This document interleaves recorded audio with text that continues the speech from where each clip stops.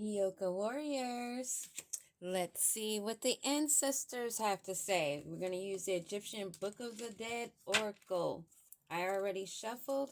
And on the bottom, we have Saket Aru. This is the afterlife, meaning that we're going to be coming into peace very soon.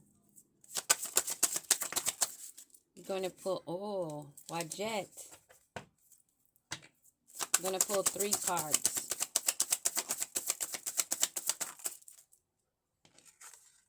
Ra.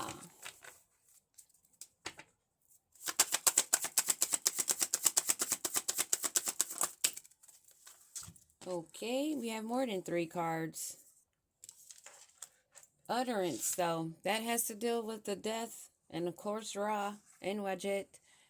Sin and the pyramid are the bottom 2 cards that fell extra, and Hathor. This should be interesting. Let's start with the Wajet.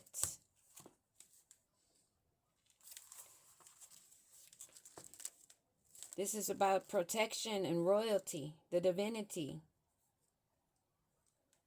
This symbolizes wisdom and protection. You are being guided on your path, so listen to your intuition and be prepared to follow your instincts.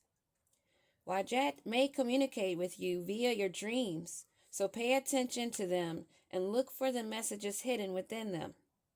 Know that whatever happens, however difficult or stressful circumstances may be, you are being protected by this powerful goddess of rebirth and royalty. You are a royal warrior.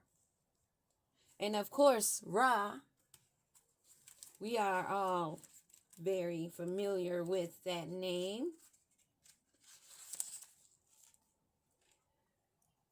The creator, glory, and life, vitality. This is a time for us to shine, to step more into our power, using our talents and pursue our ambitions. Tongue-tied.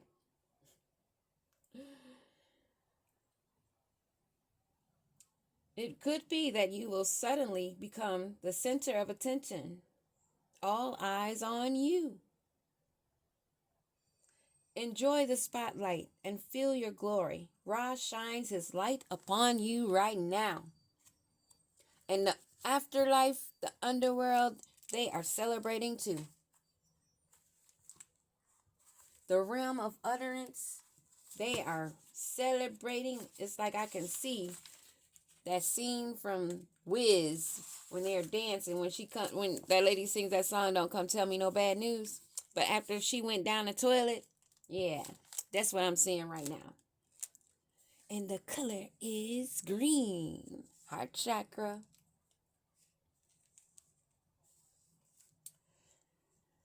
Let's see. This is all about communication. As I was saying, I can hear them celebrating. This communication includes your self-talk. This card comes to remind us that all words have power. And I just said that in a reading about spells. People don't relate spells with the word spelling and how we have spelling words in school. I would advise everyone to always look up the etymology of a word that is English and look at where it was founded at first and how they've changed things up to help in the confusion in our growth. Okay? That one step alone will open your eyes and take you down a rabbit hole. So be careful of how you speak, because the spotlight is on you. People are watching. Listen to your instincts. You're being guided by your guides. Don't doubt your gut feelings. Hathor. We'll look at these in a minute because I think this has to do with the other ones. You know what I'm saying? The other side. They're being fair. They're giving us information on both sides of what's going on. Hathor represents beauty, charm, and feminine power. We all have divine feminine and masculine energies. So we are all balanced, tapped in, and Hathor is here for us. She's nurturing our energies. This is a time of family harmony, meeting up with your actual tribe. It could also mean that you need to indulge in a little more self-care, nurture yourself more. So take time. Don't feel like you're being selfish, but think of it as being selfless to yourself.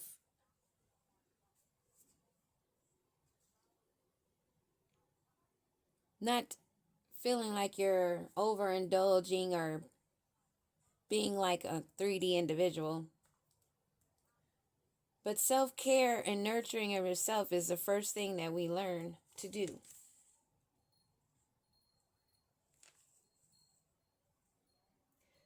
Hathor comes to let us know that it is time to put the glad rags on and let your hair down.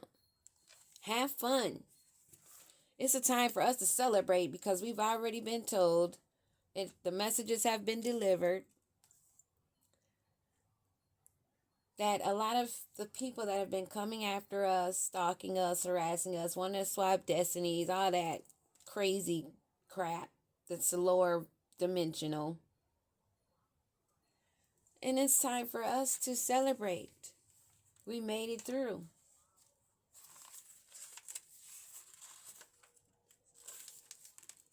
Sin. This is about mistakes, ingratitude, and morality. This comes to caution us to be mindful of our conduct. And these bad ones that Krampus will be coming to visit were not being mindful. They didn't care about the mistakes they made. They just kept repeating them, thinking that they would succeed. They should have reassessed their friendships and asked if they were good or bad influences. Do things against your better judgment is something you should never do. I knew this was a message for them, seriously. But we also have to keep in mind, but it's not hard once you get on the journey, because you don't want to dirty yourself up after putting in actual work. These people took steps and abused their power, their status, their wealth, and they thought that it would go on forever. This is this message. While we're up here having the spotlight that we're not asking for, but we are doing what we're guided to do, and so happen the spotlight hits us, so be it. The more we'll hear. But these that did not take mindful heed to their actions and abuse them,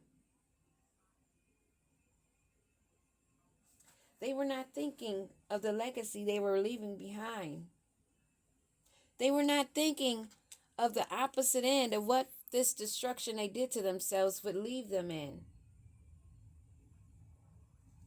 They need to start work on building their own legacy, their future, investing in themselves and in their own families, their lineage. But some of them will be meeting their fate. And that opportunity has been removed by themselves, by their actions. Thank you, Divine, for being so fine and fair. That's what I have for you, warriors.